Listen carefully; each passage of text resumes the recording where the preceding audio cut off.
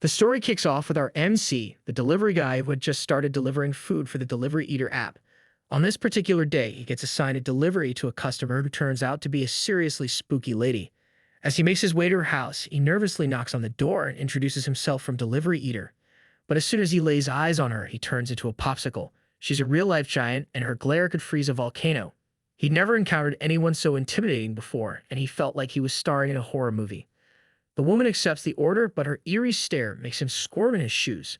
Feeling majorly creeped out, he mutters a quick thank you and bolts out of there faster than a speeding bullet. Jumping onto his bicycle, he sighs in frustration. He wishes he could switch with another courier, but in this remote countryside town, he is the only one available. To distract himself from the unsettling encounter, he takes out his phone. His mood lifts as he watches his favorite YouTuber, Fuori-chan. She's engaging with her audience and answering their questions. At one point, she says that when people who struggle in real life support her, she can't bring herself to run away. After a brief pause, she adds that she, too, wishes to communicate better in real life. Hearing her words, our boy feels inspired. He whispers encouragement to her, telling her to keep going. Just then, another delivery order notification pops up on his screen. He groans in frustration, annoyed that his moment of peace has been interrupted. Clenching his teeth, he believes that they ordered just to complain. But then he remembers how hard Fuori-chan pushes herself despite her struggles. Taking a deep breath, he reminds himself that if she can keep trying, so can he. Determined to face the situation with a positive attitude, he resolves to deliver the order with a smile. With newfound confidence, he rides back to the house. This time, the woman is already waiting at the door. Putting on a friendly expression, he greets her, thanking her for using the app.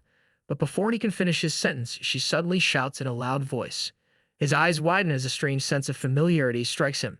Something about her voice seems oddly recognizable. Then a memory surfaces, and the realization hits him like a bolt of lightning. He has heard this voice before. The terrifying giant woman standing before him is none other than his favorite YouTuber, Fuori-chan. After the delivery, she feels like a bundle of nerves. It's been ages since she had a decent conversation with someone, but she managed to muster up the courage to thank the delivery person for always being so sweet. She opens the package, and the sight of the food makes her mouth water like a leaky faucet. She silently admits to herself that she wants to chat, but as she eyes the grub, she gives herself a mental high five for all the hard work she's put in. Consuming 5 meals a day is simply her norm. Our MC stops for a moment, his brain doing a marathon thinking of the previous delivery and the uncanny resemblance of the lady to Fuori-chan. He convinces himself to just deliver the order, but as he lays eyes on her, he's certain he's mistaken. His brain is playing tricks on him, making her look like Fuori-chan to soothe his nerves. After all, he delivered the order last time, and it was awkward enough. So he tells himself that he must not panic this time. He speeds through the delivery and expresses gratitude before attempting to make a hasty exit, only to be stopped in his tracks by her firm grip on his arm. His heart races as he realizes she's surprisingly strong, making him wonder if she's up to something wicked. But just as he's about to lose it, she speaks softly, capturing his full attention. She reassures him that there's no one else around, and he finally recognizes her voice as Fuori-chan's, sending a wave of familiarity washing over him. Suddenly, all those moments of hearing her voice flood his mind, and he begins to connect the dots. His mind races back to the moment Fuori-chan confessed about her struggles with social interactions. Just as he starts to dwell on it, the girl confesses her difficulty in talking to others, admitting to using online shopping as a coping mechanism. She recalls his kind words and the happiness she felt when he smiled at her previously. He is taken aback by her efforts to open up to him, feeling a surge of emotions as she compliments his order delivery skills. His heart skips a beat at the unexpected attention, making him realize she simply wanted to connect with him. She was giving it her all, just like Fuori-chan. With her innocent expression, she says that she thought she could try her best in the real world with him this time. He listens carefully and starts thinking. Is she trying to overcome something she's bad at? Maybe just like Fuori-chan once did. He can't help but think it doesn't matter if she's Fuori-chan or not. He needs to support her in her determination. He tells himself that he must encourage her. He sees her trembling a little as she nervously asks if she could talk to him. She even offers to pay him for his time. He's taken aback by her proposition, and after a quick smirk, he can't help but question how he got roped into this, but reluctantly agrees. The girl muses about the previous day and decides to talk a lot with her conversation partner. She tells herself that first, she will call out to him smoothly like she did before. Then she plans everything carefully, thinking about exactly how she will respond. After figuring it all out, she feels happy and believes that she totally understands this communication thing. If she follows her plan, she can definitely make it work. The next day, when the order delivery arrives, she opens the door but hesitates, wondering when to respond. He delivers the order and this time notices a large amount of cash in her hand. Looking surprised, he asks what the money is for. She simply replies that it's to pay him to have a conversation. He is stunned. Does she see this as some kind of online service fee? The thought baffles him. He tells her he can't accept it. She looks confused and asks if it's not enough. He hesitates, feeling embarrassed, then admits he can't quite explain why, but it just doesn't feel right. Hearing his words, she looks sad and apologizes for troubling him. Seeing her disappointed expression, he wonders if he made the right choice. Later, to refresh his mood, he decides to watch his favorite YouTuber's stream. He'd have thought that watching Fuwari-chan's stream would lift his spirits, but he cannot calm down. He notices that she seems to be feeling down too. She loses at the game and starts crying, saying that she is clumsy and always ends up doing things wrong. She also admits that she made a mistake in real life too and made someone uncomfortable. She apologizes to her audience. Hearing this, he shouts in surprise, telling her that it is not true. He thinks that her clumsy side is what he likes. While watching, he suddenly realizes that the Oni-san he delivered the order to is also clumsy. As he watches, he wonders if Fuwari-chan is actually crying for real. Thinking this, he suddenly gets fired up and declares that he will not let her cry. Then she receives 10,000 yen from Nanashi, and her face lights up with happiness. Seeing her smile, he also feels happy. Later, when he lies down to sleep, he finds himself thinking about the Oni-san again. Feeling sad, he says to himself that he wants to see her smile too. The next day, he receives an order, but this time, there is a message instructing him to leave the order at the door. After reading this, he makes up his mind and decides to support her. He knocks on the door and tells her that she can ignore him if she wants, but he feels that talking about money is not right. He tells her that even without money, he still wants to help her. Suddenly, the door swings open so forcefully that it almost seems like she is breaking it. She gives him a skeptical look and questions whether he's seriously refusing the money. With unwavering determination, he simply replies, "Yup."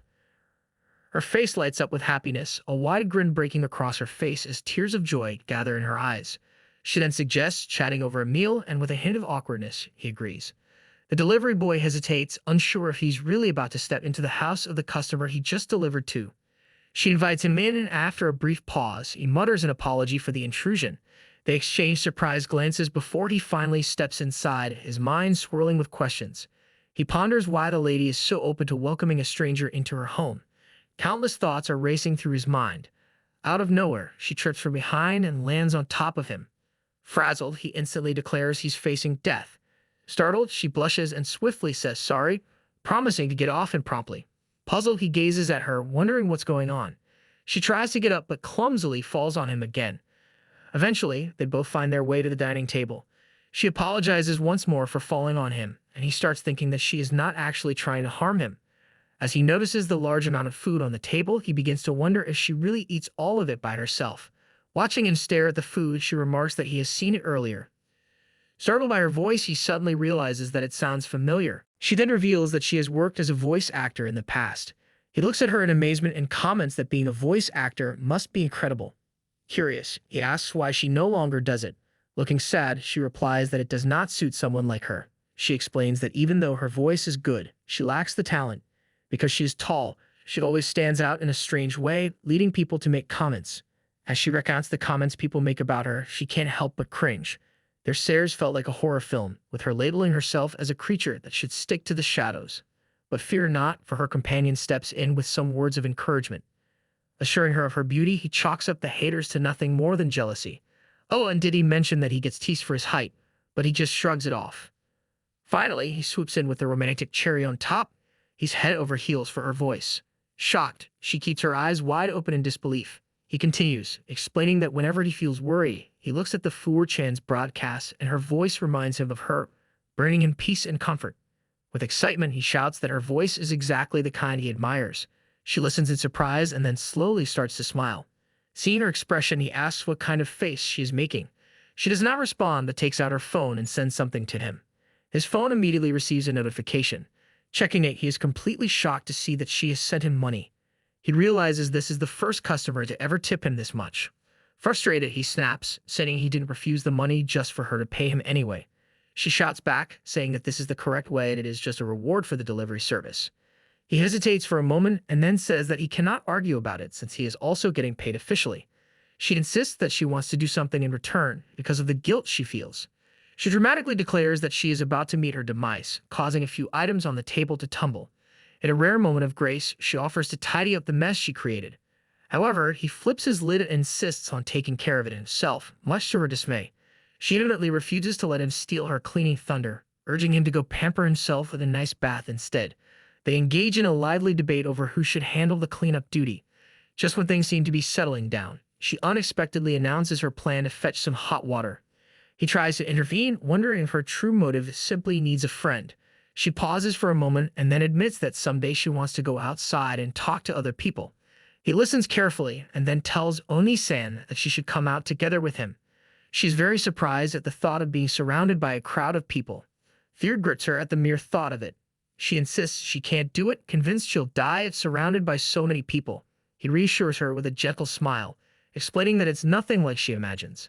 Late-night trips to quiet, empty convenience stores, places without crowds, are where they'll start. Step by step, he promises, they'll work toward Oni-san goals together. After exchanging smiles and reassurances of being together through thick and thin, he decides it's time to call it a night. She nervously suggests he stays over, even offering a futon she bought just for him. Politely declining, he bids her farewell. Thrilled by his earlier invitation, she exclaims, "With you, Oni-san." She excitedly declares that she'll do her best with the live stream. Furuchan's stream ends in silence, with no super chats today. Just then, she gets a notification: Delivery Eater is recruiting. Our young lad is convinced he scored a sweet tip and plans to impress the Oni-san with his wise choices. But as he reaches the delivery spot at night, he's greeted by the Oni-san and instant nerves kick in. He can't help but think she looks a bit intimidating under the dark skies, fearing he might meet his demise just from her gaze. She asks if it's fine to be out and about at night. He is too nervous to say anything properly and just responds with a shaky yes. She then states that she cannot handle interacting with anyone except Oni-san. He carefully listens and then tries to explain to her that mastering this will boost her confidence, so they should take the leap. She's still scared, but nods and tells herself that with Oni-san by her side, she can't give up now. He agrees and proposes that they should go together. Even as they start walking, he can tell that she is still feeling nervous, though she looks more intimidating. She suddenly gets scared by a stray cat, and in panic, she jumps onto him. He reassures her in a gentle voice and tells her not to worry since it is just a stray cat. He then tries to comfort her and gestures towards the store, telling her that they are almost there. She covers her face and says that she cannot do it. Suddenly, memories start flooding into her mind of all the things people used to say to her in the past. He notices her hesitation and asks if it is really that difficult for her to go outside. She answers that it is even more difficult than she thought. Even though he is helping her, she still struggles with it. She apologizes to him.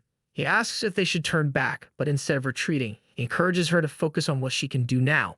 Overcoming her anxiety, he explains, starts with recognizing her progress and building confidence. He gestures toward her home, reminding her that she once thought she couldn't take even this step, but if she looks back, she'll see how far she has already come. Step by step, little by little, she'll be fine. And until she is, he promises to stay by her side. His words soothe her, easing her nerves. She hesitates for a moment before reaching out and grabbing his hand. He freezes in fear, completely startled by her action. She then tells him that she feels like she can still try harder. He tries to compose himself, reminding himself that the Oni-san is big and imposing, and sometimes she can be scary. But as he looks into her eyes, he realizes that her eyes are sincere. She grips his hand firmly, and with all her energy and determination, she declares that they should go. She grabs his hand and starts leading him forward, and soon they reach the store. He looks at her and suggests that they should get some ice cream, but she does not respond and instead starts picking up random things and placing them into the basket. He watches her in disbelief and finally speaks, asking if she is serious and if she really plans to buy that much. She simply replies that she wants to stock up so that she will not need to go outside for a while. He hears this and is completely shocked. He tells her to calm down a little and reminds her not to forget their objective. She pauses for a moment and agrees. Suddenly, a box on the shelf begins to fall and he quickly catches it. She seems a little nervous, but he reassures her that it is okay. As he picks up the box, he unknowingly ends up quite close to her, and realizing this, he immediately apologizes to her. She looks down and mutters that she has done it again. She calls herself trash and says that she is just an insect. Hearing this, he feels concerned. He thinks to himself that Oni-san's self-esteem is dropping rapidly and wonders what he should do. At that moment, he notices the store clerk working nearby and quietly complains to himself about the timing, wondering why the clerk had to restock the items at that exact moment. He thinks that if he does not call out to the clerk will not even notice them, but he also realizes that this might be too much of a challenge for Oni-san, so he considers calling out to the clerk himself. Just as he is about to say, "Excuse," she suddenly stops him by grabbing his arm. He looks at her innocent expression and sighs, deciding not to say anything. Instead, she tries to ask the clerk for help herself, but no words come out of her mouth. Fortunately, the clerk understands her struggle and simply tells them to go to the register. He praises her for managing to communicate successfully, even without speaking. After packing their items, they leave the shop. She turns to him and excitedly says that it was amazing. He smiles and declares that mission Konbini is cleared. She then adds that she did not even have to say anything while making the payment since she could easily pay online. He nods in agreement. She then hesitantly asks if she did a good job. He immediately assures her that she did, and she becomes really happy, thanking him sincerely. As they're making their exit, the store clerk suddenly bolts after them, shouting. He confesses that he forgot to slip the ice cream stick into his partner's tote and offers his sincerest apologies. They chuckle it off and extend their gratitude to the clerk, but their mind begins to reel with the realization that the clerk mistook them for a couple. They start pondering if they truly give off that vibe and conclude that their bond lacks that romantic spark. Despite their internal monologue, as they prepare to go their separate ways, he suggests heading back home. She eagerly agrees and thanks him once more. As she walks off, she can't help but ponder over the term girlfriend. The next day, both are lost in thought about the night before. When he delivers her order, he wonders if the clerk's comment made her uncomfortable. To avoid further misunderstanding, he decides to drop off the order and leave quickly. She thanks him and an awkward silence lingers. As he turns away, he quietly apologizes for any trouble. After he leaves, she stands frozen, overwhelmed with emotion. Fighting back tears, she whispers to herself, "What should I do?" After 2 days of struggling to communicate, she finally stops him as he delivers her order. Firmly, she tells him not to run away. Taking a deep breath, she apologizes for being weird and for the misunderstanding. Lowering her head, she sincerely admits she doesn't want their connection to fade. She doesn't like it at all. He listens, stunned. After a pause, he asks if she doesn't actually hate him. At that moment, everything clicked. He misunderstood her efforts. Filled with regret, he quickly apologizes, realizing it was his own assumption that caused the distance. He takes a deep breath and clarifies the misunderstanding once and for all. Then, raising his voice with determination, he strongly declares that his feelings of wanting to support her will never change. She breaks down in tears, sobbing as she admits she was terrified he might hate her. Seeing her cry, he gently wipes her tears, trying to comfort her. In that moment, he silently vows to support Oni-san above all else. Then as he stands there, a thought crosses his mind. Just how long does she plan on holding on to him? The next day, as he heads to deliver the order, he plans to ask where they should go next, worried he might have been harsh last time. However, upon arrival, he's surprised to see a new girl at the door. She looks like a student with a backpack, but he has no idea who she is. Confused, he wonders if Oni-san ordered from someone else today. The girl rings the bell and Oni-san opens the door. She looks at the girl and informs her that she is from Delivery Eater and has come to deliver the bento. She then asks if she is at the right place. He stands behind her, watching and thinking about who this girl is. He notices that she is handling the job so confidently, even in front of Oni-san, without any hesitation. He compares himself to her and feels that she is more suited for deliveries. The girl spins around and glares at him with a furious look. She insists on understanding why there is another delivery worker apart from herself. She maintains that she believed this region was her sole market. He is astonished by her actions. She gazes directly at him and says that he is blocking her path. He gazes at her and understands that, even with her petite stature, she is quite intimidating. Oni-san observes the situation with a concerned look. The young girl then listens to Oni-san's voice and unexpectedly shouts that it resembles Fuwari-chan's. He is surprised to learn this. She inquires if he is familiar with her as well. He acknowledges with a nod that he does. The girl instantly becomes thrilled and shows her joy. She expresses disbelief at having encountered a Fuwari-chan fan in that place. She eagerly keeps complimenting Fuwari-chan and mentions that she tunes into her live stream daily. He replies by stating that he also does. She enthusiastically informs him that she also sends messages to Fuwari-chan, and as a result, Fuwari-chan knows her name. Oni-san observes their discussion with an astonished look. Suddenly, the girl inquires if he is mocking her. She appears to be insulted. He rapidly shakes his head and refuses it. He mentions that this is the first occasion he has encountered a Fuwari-chan supporter, so he feels genuinely pleased. The girl beams and proposes that they should be friends as mutual fans of Fuwari-chan. Oni-san appears uneasy in the background and suddenly claims ownership of something. After a brief moment of confusion, it becomes clear that she's just talking about her bento. He's relieved but still taken aback. The young girl then turns to Oni-san and hints at becoming a fan of hers as well. She goes by the name Akari and vows to give her all as a delivery person from now on. She humbly asks for their support before making her exit, throwing in a reminder to use her services again.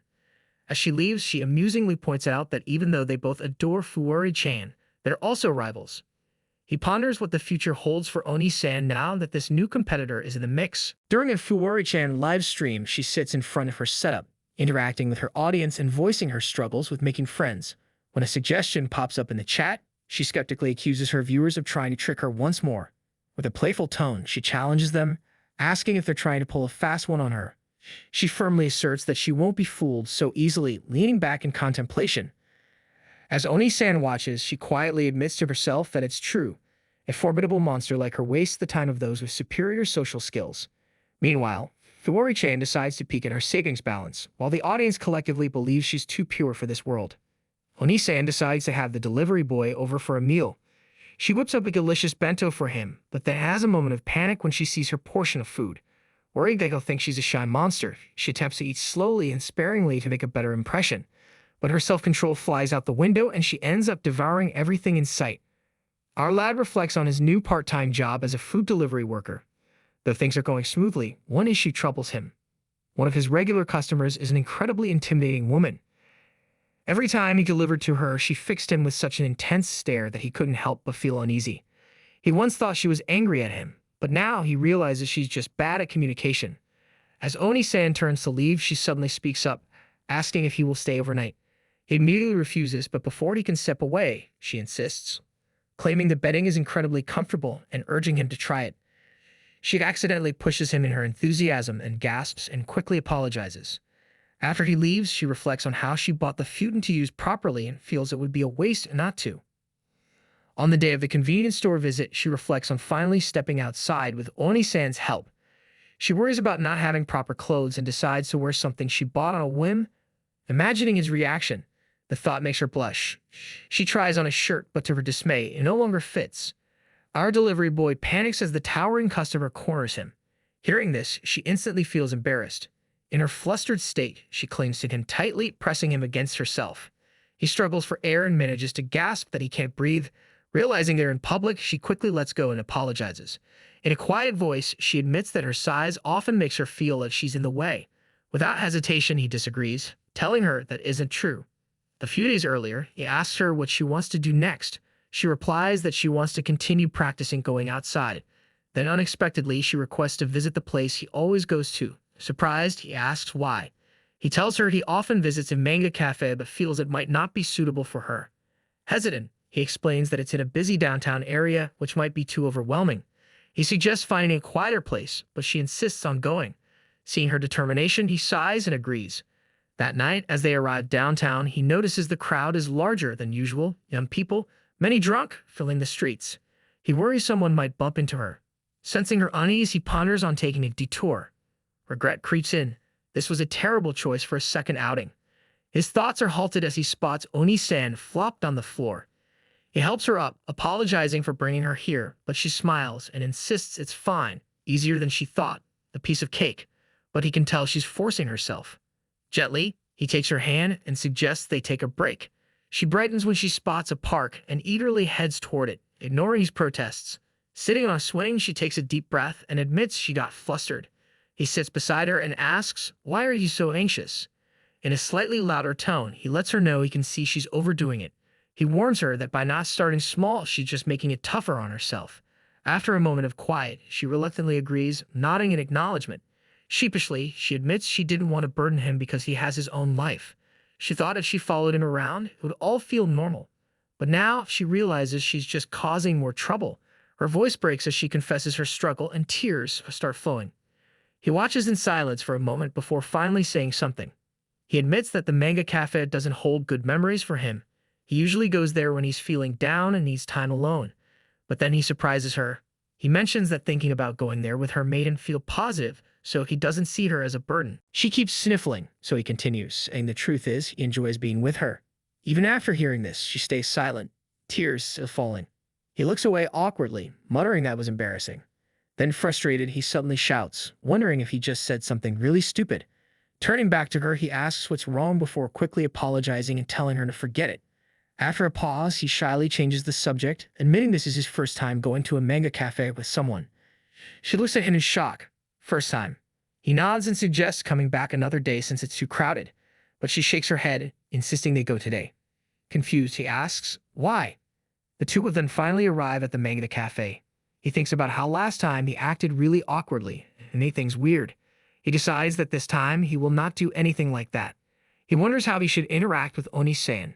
Meanwhile, she is also lost in thought, realizing that this is his first time coming to a manga cafe with a girl. She seems determined and he finds it hard to believe. He wonders how it is possible since just a while ago she was crying and now she looks so confident. Then he remembers her words from before when she said that she feels like she can do it this time. She asks if they can use barcode payment and he responds that they can. As they walk in, he asks if they should enter. The cashier welcomes them and asks if they have a membership card. She looks a little troubled at the question. The cashier then tells her that if she is new, she should register for a membership. He's quick to pick up on her surprise. Just a moment ago, she seemed lost in a daze, but now she's back to her typical shy self. She assumed that she would stay quiet just like last time, but seeing her looking lost again, he quickly reassures her and steps in to handle it. He proceeds to complete the membership registration. The cashier then asks for their room and suggests that a couple's room would be all right. He casually agrees to a room for two without a second thought. A slight shock hits him when he realizes it's technically a couple's room, but he swiftly reminds himself not to dwell on it too much. On the other hand, she thinks that if she becomes nervous and messes up like last time, it will make him sad. She tries to calm herself and tells herself to focus on enjoying the manga cafe. While our lad convinces himself to act as a guardian and ensure things go smoothly, she suddenly sighs and admits that she thought she could do it, but now realizes that it was bold of her. She says that when the staff asked something unexpected, her mind went completely blank. He quickly reassures her, telling her that he thinks this is a great improvement. As they walk, he notices a step ahead and warns her to watch her step. She thanks him warmly. Then he points to the restroom's direction and she simply responds with a yes. She then praises him, telling him that he is really amazing. They finally reach their room and take a look inside. He comments that it is smaller than they expected. Both of them awkwardly hesitate before stepping inside, each insisting that the other should go first. Eventually, they enter together. He goes to get some manga and shows them to her, hoping that she likes them. As he says this, he suddenly loses his balance and falls over, causing the books to topple onto him. She quickly reacts, catching him before he hits the floor and asks if he is hurt. He looks embarrassed and mutters that he messed up and got carried away. She gives him a simple smile, which makes him a tad ticked off. He furrows his brow, thinking she's laughing at him, but she catches on and assures him not to stress about it. She confesses she always saw him as flawless, so his humanity is a relief. He's taken aback by her compliment, and she quickly clarifies that she wasn't poking fun at him with her laughter. For some reason, she seems happy, but he feels relieved knowing that she is enjoying herself. He then responds to her earlier comment by saying that he is not perfect at all and that this is the first time he has interacted with a woman for this long, so he is bound to make mistakes.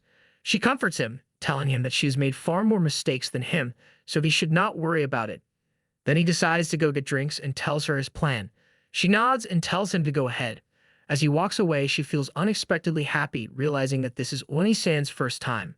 On his way to get drinks, he scolds himself for being so self-conscious. As he reaches the counter, he suddenly spots Akari-san. He immediately thinks to himself that he has run into the same delivery girl again.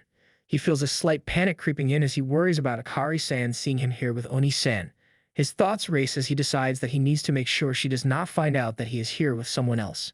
They both look at each other and seem equally surprised. She believes he thinks of her as a creepy otaku for bringing her idol plushie. He quickly denies it. She then asks if he realizes they're handmade. He shakes his head, admitting the quality is so good that he actually respects her as a fellow fan.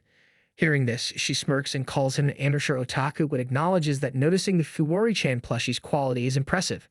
He watches as she studies him as if trying to figure something out. She then asks him what he is doing in a place like this. He panics internally and realizes that he has to pretend he is alone. Instead of answering directly, he decides to counter her question by asking her, "What about you, Akari-san? Are you alone?" She immediately raises her voice and exclaims that just so he knows being solo is the correct way for an otaku.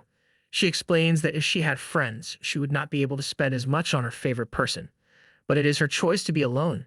He hears this and processes her words, thinking to himself that she has chosen to be alone. But then he wonders, Oni-san does not want to be alone, does she? She must be feeling lonely right now. He realizes that he should get back quickly and hurriedly starts pouring drinks. She then tells him that as a senior Fuwari-chan fan, she could give him some tips on otaku activities if he wants, such as recommending manga or something. She enthusiastically raises her voice and suggests that they may as well be otaku buddies by now, considering how much they've chatted. He reluctantly agrees with her. Suddenly, she spots him with 2 drinks and looks puzzled. She questions his solo presence given that she herself is alone. He hastily creates a story about his imaginary date, Fuori-chan, and how they are practicing when she magically emerges from the screen. He sheepishly admits they are in a couple's room and apologizes. She's shocked by his tale but compliments him on his creativity. He wonders if she actually bought his wild story. She then tells him that in that case, she should not interrupt if that is the situation. He realizes that he must hurry back to Oni-san. Before he can make his move, Oni-san swoops in like a ninja. She mutters about putting in extra effort, fantasizes about whisking him away, and offers to be his drink slave. He gazes at her in awe and showers her with compliments for making it their solo. She graciously accepts the praise but insists he's the real MVP. She's hopeful that maybe, just maybe, she has a shot at getting closer to him. As she is about to call Oni-san, Ahari smirks and tells him he's quite the guy, worthy of being her otaku friend. Oni-san, who has been silently watching, looks deeply troubled. She thinks to herself that she shouldn't interfere. Suddenly, she stumbles and falls but quickly gets up and tries to calm herself down. Moments later, she starts crying, whispering that she is nowhere near normal. Meanwhile, he returns with the drinks, only to find the room empty. He spots a letter and some money on the table. As he reads the thank you note, he stands frozen, struggling to process what just happened. After a few days, he sets out to deliver an order and realizes that Oni-san, who usually orders lunchboxes, hasn't been placing any orders. He starts to worry that maybe she hates him now, but then he reassures himself that she wouldn't be that petty. Maybe she's just taking a break from his delivery service, or maybe something happened at her house. So he decides to go check on her. When he arrives, he casually announces his arrival. He thinks to himself that he doesn't need anything from her, nor does he have any deliveries to make. But he wonders if he looks like a stalker to her. He shakes himself out of these thoughts. Determined to see her, he decides to return the money she left at the Manga cafe. As he enters, he hears a noise and looks around, then freezes. There's blood on the floor. Panic grips him as he asks if it's really blood. She simply replies that she wanted to be normal. He looks around and sees that her house is a mess. She explains that she tried cooking to be normal, but the sauce exploded. He realizes the blood was just sauce. She had been cleaning up but panicked and grabbed the futon. Apologizing for disappearing, she admits she was overwhelmed by her inability to do simple things and fled in a panic. She admits that she has relied on him too much and becomes upset, saying she just wants to do things like normal people, make friends, live without fear. If she doesn't, she's afraid he will leave her too. He wonders how to comfort her, how to help. Gently, he tells her, let's take small steps and fix this together. He reminds himself that, as always, his first priority is cheering her up. But right now, she's forcing a smile, struggling to seem normal, just like before. Then, recalling Fuwari-chan's words, he apologizes. It doesn't matter if you're normal or not. What matters to me is that you're happy. He tells her that everything about her is wonderful, that to him, the way she is normal. Opening his heart, he adds, I love you just the way you are. She freezes, startled. Quickly, he clarifies that he doesn't mean it in a weird romantic way. He just loves who she is. Embarrassed, he groans at how cringeworthy that sounded. She pauses and then simply says, yes. After a moment, she asks, will you come in? She wants him to see her real self. Curious, he follows her inside, only to be shocked. The room is none other than Fuwari-chan's streaming room. She explains that this is her work, and everything clicks in his mind at once. The customer he's been delivering to is actually the real person behind his favorite YouTuber. A rush of excitement and embarrassment washes over him as he realizes he just fanboyed in front of Fuwari-chan herself. She admits that she overheard his conversation with Ahari-san and felt it was time to tell him the truth. His thoughts spiral as he questions whether getting close to his favorite YouTuber is wrong. But that worry fades, replaced by a deeper concern. Has he been taking advantage of Fuwari-chan without realizing it? He apologizes, his mind still tangled, unsure whether he should help her or keep his distance. Then she asks him to look up and reminds him that she once told him she used to be a voice actor. She begins to open up about her past, explaining that when she was younger, she felt fine. But as she grew older, everything changed. School was dull and isolating, and when she became a voice actor, she saw it as a chance for a fresh start, a way to work without being seen. She landed a role, but soon after, strange rumors spread and everything fell apart. She confesses that she had a mental breakdown, that reality became too overwhelming. The internet became her escape, and as Fuori-chan, she found a new beginning. The support she received from her fans meant the world to her. Listening to her, he realizes how much Fuori-chan has unknowingly helped him through his own struggles. He shares that high school was difficult for him, and he nearly gave up, but her presence and emotional support kept him going. Now in college, he works part-time as a delivery driver, using his earnings to support her through super chats. He doesn't want to push her away just because she's his favorite YouTuber. He wants to support her in return. He suggests starting over, setting new goals, and experiencing youth together. She looks confused, prompting him to clarify they could relive their youth in their own way. Nervously, he asks if that sounds weird. She smiles and reassures him that it doesn't. To his surprise, she suddenly pulls him into a tight hug, overwhelmed with happiness. She had feared that once he learned the truth, he would distance himself. But instead, he accepted her. He feels a strange warmth from the closeness, though he can't ignore how crushingly tight her embrace is. Struggling for air, he weakly mumbles that he's about to be crushed.